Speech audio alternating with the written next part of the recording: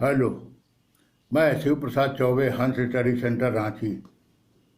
आज का ये वीडियो झारखंड सिविल सेवा की मुख्य परीक्षा से संबंधित है।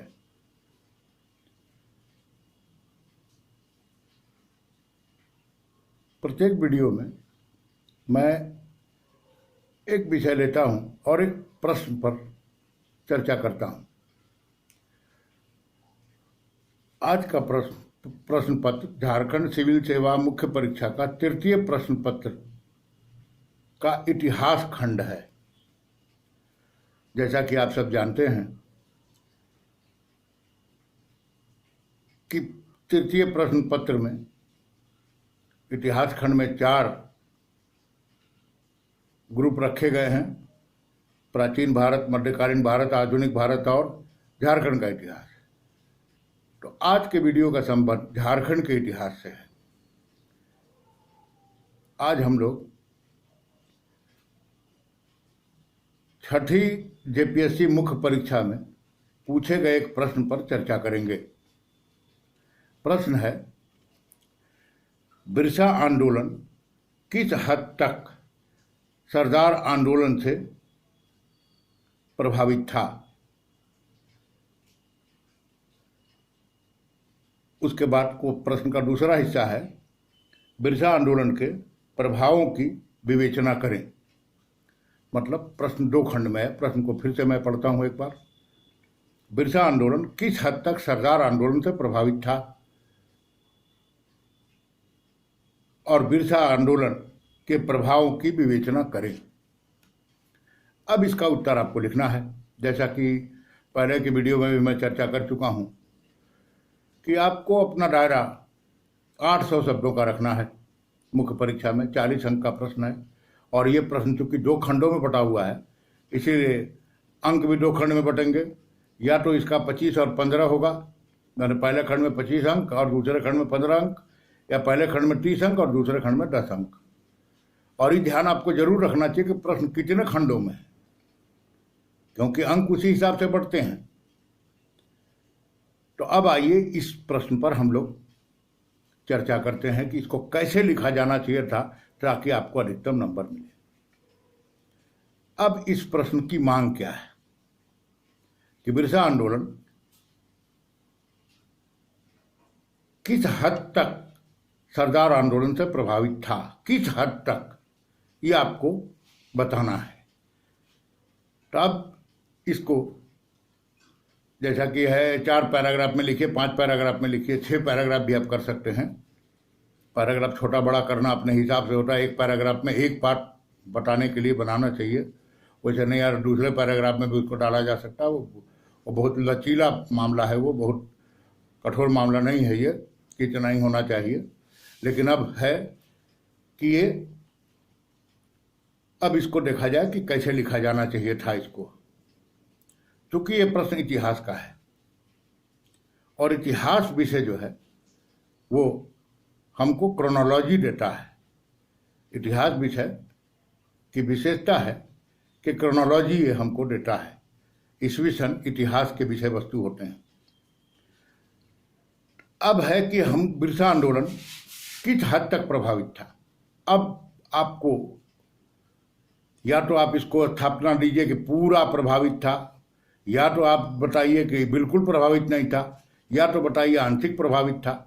तब ऐतिहासिक तथ्यों के आलोक में ये क्या है, अब इसको देखा जाए अलग अलग करके। सरदार आंदोलन या सरदारी आंदोलन जिसको झारखंड के इतिहास में कहा जाता है, ये मूलतः लुथेरियन मिशन और रोमन कैथोलिक मिशन की सहायता से आदिवासी सरदारों ने अपने भूमि को प्राप्त करने का प्रयास किया था। वैसे सरदारी आंदोलन के 3 चरण झारखंड में माने जाते हैं। पहला चरण 1858 से 1881 तक, जब भूमि आंदोलन चला, जिस दरमियान पहला CNT एक्ट 1869 वाला बना था। दूसरा 1881 से लेकर 1890 तक चला और तीसरा 1890 से 1895 तक चला। दूसरे काल की विशेषता पुराने मूल्यों की स्थापना है और तीसरे चरण की विशेषता राजनीतिक आंदोलन है। तो सरदारी आंदोलन मूल रूप से ईसाई मिशनरियों की मदद से आदिवासी सरदारों द्वारा अपनी भूमि को प्राप्त करने के लिए किया गया आंदोलन था। इसमें अंग्रेजी सत्ता को कोई चुनौती नहीं दी गई थी, बल्कि अंग्रेजी सत्ता को मानते हुए अपने मांग को प्राप्त करने की कोशिश की गई थी। तो भूमि आंदोलन जो चला, भूमि आंदोलन जब चला 1858 से 1881 तक, तो इस दरमियान भूइंहरी जमीन जो मूलतः उरांव से संबंधित है उसको माना गया और उसको सर्वे में शामिल किया गया। इसके लिए 1869 का CNT एक्ट बना, लेकिन मुंडारी खूंटकट्टी को उसमें छोड़ दिया गया। और उसके बाद ये सर्वे चला 1881 तक, बहुत लंबा वो एक प्रकरण है जो यहाँ पर बहुत वांछित नहीं है, लेकिन संदर्भवश आपको चर्चा तो करनी पड़ेगी आपके आंसर में इसकी। तो सरदारी आंदोलन का ये, और उसके बाद तीसरा चरण जो था वो राजनीतिक आंदोलन का था। तो ये आपको लिखना पड़ेगा ही इसको। ये सरदार आंदोलन है। अब आइए बिरसा आंदोलन पर। बिरसा आंदोलन क्या था? बिरसा आंदोलन जो था मूलतः दो भागों में बटा हुआ, एक बिरसा मुंडा के जेल जाने के पहले और एक बिरसा मुंडा के जेल से आने के बाद। दोनों आंदोलन के चरित्र में मूलभूत अंतर है। पहले चरण में बिरसा भगवान के रूप में ज्यादा दिखाई देते हैं, जबकि दूसरे चरण में एक क्रांतिकारी के रूप में ज्यादा दिखाई देते हैं। तो अब हम इसको लिखना है हमको, अब हम इसको लिखने का कोशिश करेंगे। तो लिखने के लिए हमको पहले पैराग्राफ में उन मूलभूत कारणों को आप बताएंगे जिसके कारण आदिवासियों ने विद्रोह किया। और बिरसा मुंडा तो बहुत बाद का विद्रोह है, इसके पहले के विद्रोह 1767 से ही शुरू हो चुका था। तो एक ब्रीफ आपको देना पड़ेगा और भूमि की समस्या आपको बतानी पड़ेगी और बाहरी लोगों द्वारा किया गया शोषण इसका कारण था। और ये आप 1850 के बाद ईसाई बनना शुरू होता है आदिवासियों का, ईसाइयों से इंट्रैक्शन होता है इनका। तो उसमें कुछ लोग ऐसे थे जो इनके समस्या को समझते थे और इनके समस्या का समाधान करना चाहते थे। तो ऐसे लोगों को मिला जुला करके भूमि आंदोलन चला और कलकत्ता हाईकोर्ट में बहुत सारा अपील दिया गया। इसको इसीलिए मुल्की लड़ाई भी कहा जाता है सरदारी आंदोलन को। और इसमें मूल रूप से कानून का सहारा लेने की कोशिश की गई थी। तो अब है कि पहला पैराग्राफ में आप उन सभी कारणों को बता दीजिएगा। पहला पैराग्राफ जैसा कि मैंने पहले भी बताया है 150 शब्द का लिखिए, 200 शब्द का लिखिए जैसा, लेकिन मूलभूत बात आप बता दीजिए, क्योंकि पहला पैराग्राफ जो होगा उसी से आप इंटरलेट होते जाइएगा आगे तक। और चूंकि इस प्रश्न में 2 खंड है, तो 2 खंड है, तो हमको 800 शब्द में अगर इसका उत्तर देना है तो कम से कम हमको 200 शब्द दूसरे खंड के लिए हमको रखना पड़ेगा, 200-250 शब्द हमको रखना ही पड़ेगा उसके लिए। तो हमको 800 वर्ड में अगर इसको हमको लिखना है तो मान लीजिए 200-250 शब्द अगर आप निकाल लेते हैं दूसरे खंड के लिए, 300 भी आप निकाल सकते हैं, लेकिन ये चूंकि खंड बड़ा है तो पहला खंड में उन कारणों को बताइए। उसके बाद सरदारी आंदोलन का ब्रीफ आप कीजिए। सरदारी आंदोलन का ब्रीफ कीजिए, सरदारी आंदोलन था क्या। उसके बाद आइए बिरसा मुंडा के आंदोलन पर। अब बिरसा मुंडा के आंदोलन पर जब आइएगा तब आपको प्रश्न का उत्तर देना है कि किस हद तक प्रभावित था।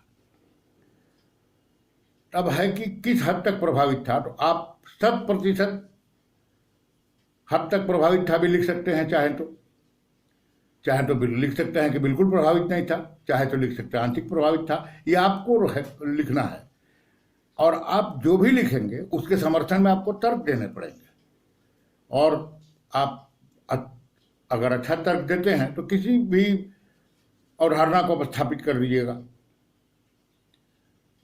लेकिन इसका सबसे बेहतरीन तरीका होगा कि बिरसा मुंडा के आंदोलन को चालकड़ और डोम्बारी 2 भागों में बांट दीजिए। चालकड़ वाला, जैसे सरदारी आंदोलन का जो दूसरा चरण था वो पुराने मूल्यों की स्थापना का आंदोलन था। तो वो चरण का बिरसा मुंडा का जो आंदोलन है उनके गिरफ्तारी के पहले, वो आंदोलन बहुत हद तक सरदारी आंदोलन से प्रभावित था। किंतु बिरसा मुंडा के आंदोलन का चरम उत्कर्ष होता है डोम्बारी से, मतलब जेल से छूटने के बाद। जब वो जेल जाते हैं 1895 में और 97 में जब छूट के आते हैं, उसके बाद से जो उनका चरित्र है वो पूरी तरह क्रांतिकारी चरित्र दिखाई पड़ता है। तो यहाँ पर आपको बताना है कि ये सरदारी आंदोलन का प्रभाव नहीं था, ये स्वतंत्रता आंदोलन था। क्योंकि उन्होंने, जहाँ सरदारी आंदोलन में अंग्रेजी सत्ता को कोई चुनौती नहीं दी गई थी, अंग्रेजी सत्ता को माना गया था, लेकिन बिरसा मुंडा ने आबुआ राज एटे जाना, महारानी राज टुंडू का नारा दे दिया। मतलब हमारा राज आया और महारानी का राज चला गया, मतलब स्वतंत्रता आंदोलन।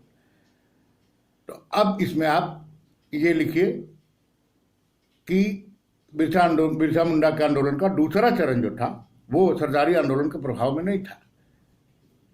पहला आंदोलन था, ये हो गया पहला आपका हिस्सा क्वेश्चन का। इसमें करीब 500 से 600 शब्द आपके जाएंगे, इसको आप स्थापित कीजिए। अब आइए दूसरे हिस्से पे कि बिरसा मुंडा के आंदोलन का प्रभाव क्या पड़ा। बिरसा मुंडा की मृत्यु 1900 में हो जाती है, 9 जून को। उसके बाद क्या प्रभाव पड़ा इस आंदोलन का। बिरसा मुंडा का आंदोलन बहुत बड़ा लंबा चलने वाला आंदोलन नहीं था, बहुत कम दिन चला, लेकिन इसकी तपिश इतनी ज़्यादा थी कि इससे इसकी चर्चा बहुत दूर तक गई। माने बिरसा मुंडा के आंदोलन के पक्ष में कलकत्ता के अखबार पायोनियर ने, स्टेट्समैन ने इस पर चर्चा की। इसके बाद सर्वे, माने 1902 के बाद सर्वे होता है मुंडारी खूंटकटी जमीन का, जो लिस्टर और रीड ने किया था, और अंतिम परिणाम स्वरूप CNT एक्ट 1908 पारित होता है। तो ये इसका प्रभाव है। अब इन सब को मिला करके आप इसका आंसर लिखने की कोशिश करें, निश्चित रूप से आप लिख पाएंगे। बस आज इतना ही, बाकी किसी दूसरे वीडियो में किसी दूसरे विषय पर